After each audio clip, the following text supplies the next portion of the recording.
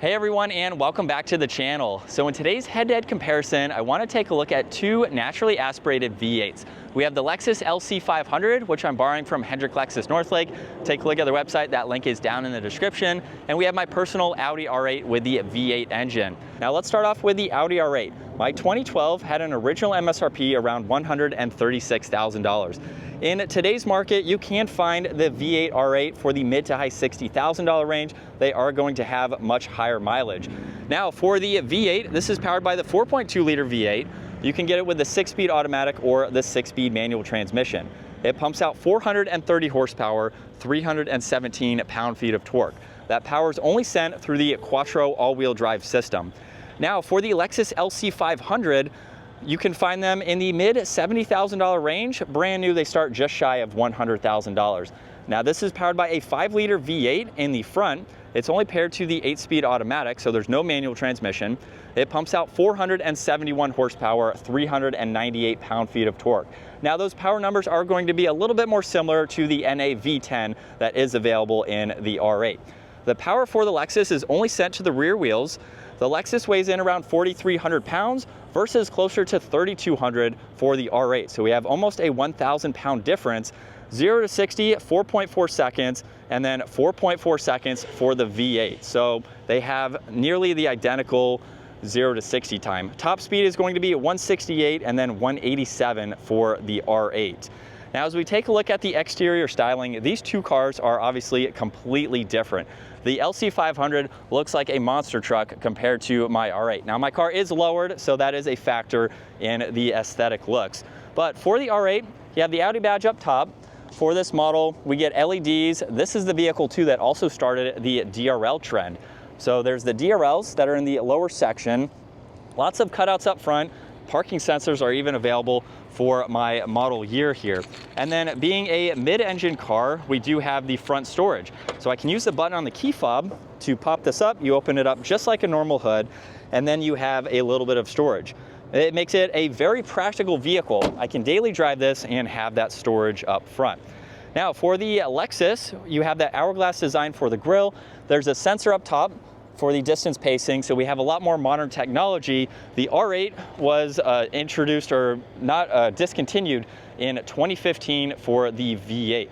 So if you want a V8, it's going to be a 2015 or older versus a 2017, 2018 or newer for the 500. You get LEDs up front, DRLs, you have parking sensors for this model. This model's also been modified too. So there's the lower front splitter there to give it a really nice look. And then as we work our way to these sides, my car has an aftermarket set of wheels. The stock wheels do look nice. I painted the calipers red. Most all R8s come with black calipers from the factory, which is interesting to see. So personal taste on the wheels. For the Lexus, these are the factory wheels. They've just been painted black. The calipers have also been painted. They're usually a little bit lighter red than that dark red for that model. So again, just a personal preference. Now I have a turn signal on my body colored side mirrors, which are power folding, and then they're power folding for the Lexus. You get the turn signal and that two-tone design. Now with the dynamic handling package, you get the carbon fiber roof, which is really neat. The R8 never offered a carbon fiber roof. I just have the stripe here that I added to mimic the rear wheel series. However, you do get carbon fiber for the iconic side blade design there. And then some really nice lines in the lower section. That line that goes just over the rear arch there to give it some definition. But on the Lexus, you have that line in a little bit different of a shape. So they have a really neat exterior design, but they are completely different. Now in back, this model also has an aftermarket spoiler. The factory spoiler still works, however, so it is located right there. You get LEDs in the back, backup camera, all the parking sensors, and then you get storage in the back. So you can push on that button and you can see a little bit of storage to make it practical. I'd say it's kind of similar to the front storage. We just have different shapes, so it throws it off slightly. And then as we work our way to the back of my car, this has a spoiler that deploys, just like on the Lexus. You get the LED taillights. I do get a backup camera, which is nice, all the parking sensors, and then my exhaust is slightly different. And of course the engine is in the back, no storage like on the Lexus. So let's work our way to the interiors now to take a look at the differences. For my model here, Really nice interior. I got all the carbon fiber accents, which are factory. There's all of the leather. You can get the extended leather, so this upper section is not the same as this, but you can get a package for that. We have the side mirrors, window adjustments, and then the leather seats. I get a storage shelf in the back, so I can place some items there if needed. Full Alcantara on the headliner as well, which was an option, along with the Bang & Olufsen audio. Now, as we hop into my car, we have the leather steering wheel. We do have a few controls to make this driver friendly. So you have volume on the right side there. This is some tuning here with your modes. Then you have volume and your Bluetooth adjustments. And then I do have the 6-speed manual transmission. So let's start this up. We have the sensors there, where we can go over the gauge cluster here. You get the analog gauge cluster. So everything is fixed. This is what you get, and that's really all you need to look at. You do have some information in the middle here that you can go through. You can adjust your clock if needed, reset your odometer, but that is pretty much it. And if I use that button on the lower section, you can look at your lap timer. You can go through some of these services here if you need to. So it's nice that you do have a screen to at least check all of this. You can set all of your clocks, things like that. I don't go through this that often, but it's nice that you can go through that if and when you need to. Now I have the headlight adjustments, dimmer switch, more carbon fiber. There's leather up top. Get the backup camera, like I mentioned earlier.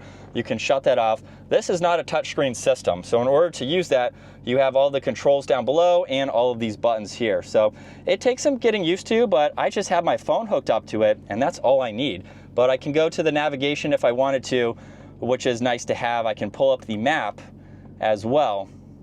So that way, if I'm on some back mountain roads or something like that, I can at least see where I am driving. I got volume, I got climates, I got heated seats, which is nice. I did have the magnetic ride, but I have changed that with the aftermarket suspension, traction control, rear wing, parking sensors. Get a little bit of storage there, cup holders, a little bit of storage under that box there, and then the glove box has a good bit of space too. So it's a nice interior. It's definitely more on the old school side, just being a vehicle that you want to hop in and go for a drive. So there's nothing too fancy about the interior, and obviously that car is about 10 years older than this Lexus, where we have the flush mounted door handles here. And then take a look at this interior. You can get red for the R8's interior. This model here has a two-tone design to it, memory seats, which I don't have. You have the mirrors, window controls, and then a really nice interior too. This is also a 4-seater.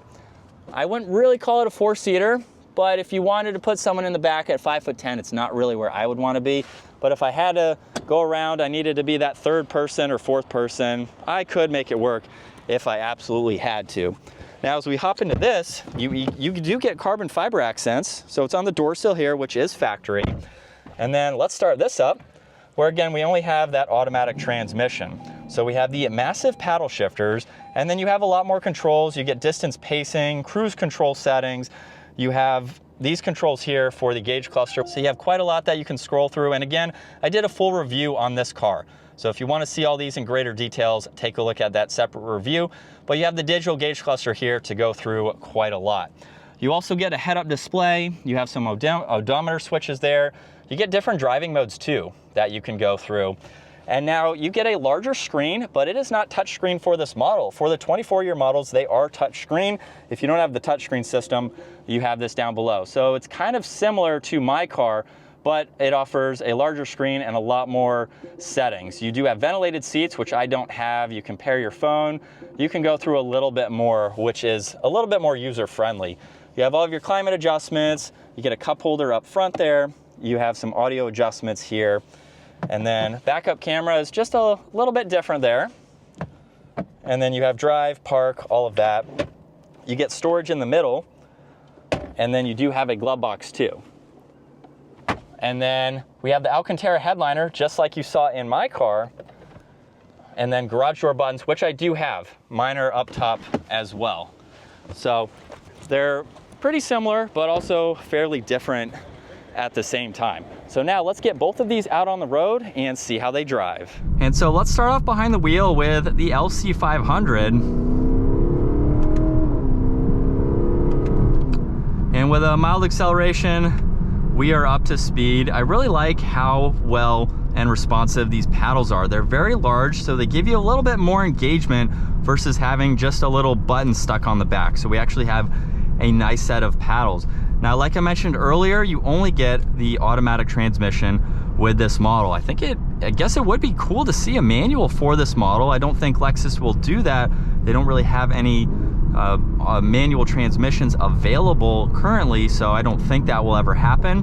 But regardless, you get a really nice, engaging vehicle. So not everything has to have a manual. Obviously, some people just aren't a fan of the manual transmission, but you still have an engaging vehicle even using the paddles on both sides. But as far as driving this modern V8, it's a really nice vehicle.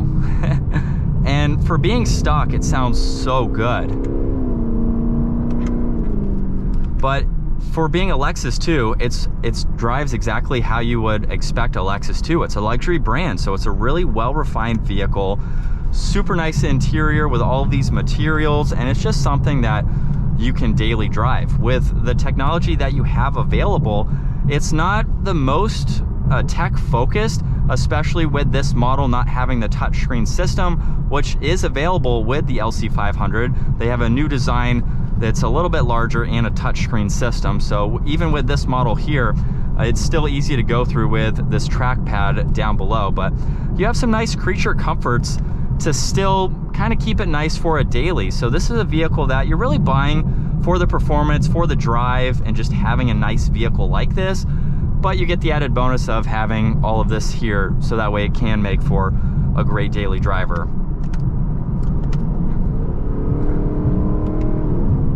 But I can't get over how good that sounds. Personally, I wish it was a little bit louder, but for a factory stock V8 from Lexus, it definitely sounds really good. But a nice place to be. We have all-wheel steering, we have the suspension setup for this, so it makes it a capable sports car, and one that you can take to the track, take to the mountains, and just have a really engaging time while you're behind the wheel. Then you can also just put it into comfort or eco if you'd like. When you're just cruising in traffic like this, put it back into drive, and it's just like driving a normal vehicle. So if I try to accelerate right now, a little bit slow, not as responsive. Hopefully you could see that delay. That's the purpose of the mode. So it's nice that you have some of those driving modes. And again, just depending on how you want to drive for the day and what you are looking to do, it's definitely a great V8 engine to go with. But now let's hop into the R8 and see the differences. And behind the wheel now for the R8.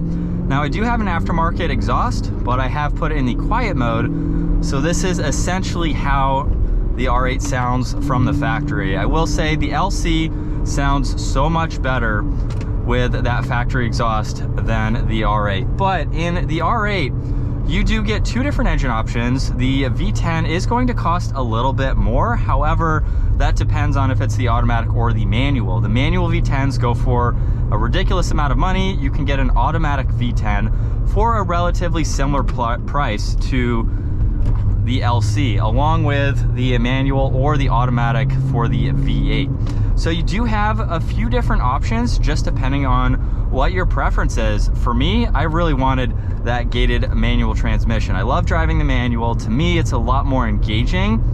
The LC500 though, with that quick shifting automatic, is still just as engaging, and the exhaust to me is really what brings the car to life. To me, the stock V8 in this just doesn't have that like the 500 does. But this is what it's like to be behind the wheel now for the R8. A lot more old school, not having anything digital except for that center screen there, which only has a little bit of information in it. And the seats aren't quite as they don't have as much bolster support as the LC, so those seats are definitely a little bit more aggressive. The R8 is kind of more of that GT style car. These seats are meant for longer drives, which I have done, going on very long cruises. It's a comfortable vehicle, but being Audi and Lexus are both luxury brands, you're essentially going to get a very similar feel as far as that luxury factor goes. So both of these can be really good daily driving vehicles that are also going to have that performance, that sports car refinement, the handling characteristics and everything like that.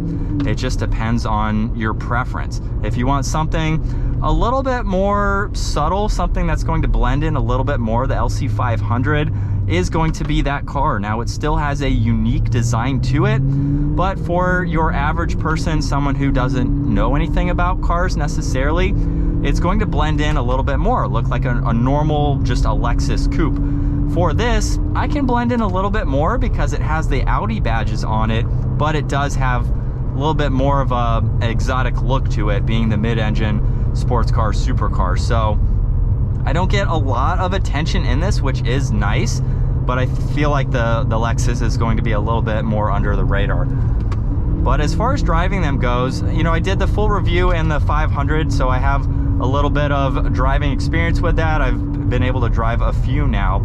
It's a really nice vehicle. It handles so well, but you also get that with this car too. Not as much power, but it weighs a lot less. So you can still have a quick vehicle. They're going to be nearly identical, maybe a little bit slower with the manual here, but honestly, they're both fun. I am an Audi fan. This is my car, so I'm not going to be biased. There's nothing I don't like about the LC500. I just prefer having a manual transmission, and the R8 was an option that I could go with for that transmission. So for me alone, the gated was pretty much a deal breaker for me because that's what I wanted. The LC500 though, great option, and they're both fun. So back from our test drives now with the LC500 and the R8. Honestly, both of these have some very different characters to them, but they're also extremely fun in their own aspect. Now, I realize I have a manual versus an automatic, but the automatic in the R8 just isn't as crisp as the LC500. For the first generation with the r-tronic system, the s-tronic system in the second gens, which cost a lot more, a little bit more on par with the LC500. So it really just boils down to which car you like better. They're going to be fairly similar in cost, just depending on the mileage, the year, and everything like that. But which one would you rather take? You want the Lexus LC500 or the Audi R8? A little bit more exotic, but both of these cars are still very unique in their own aspects. So I hope you all enjoyed today's video. If you did, give it a huge thumbs up. Consider smashing that subscribe button so you can stay up to date with our daily uploads. I will see you all in the next video.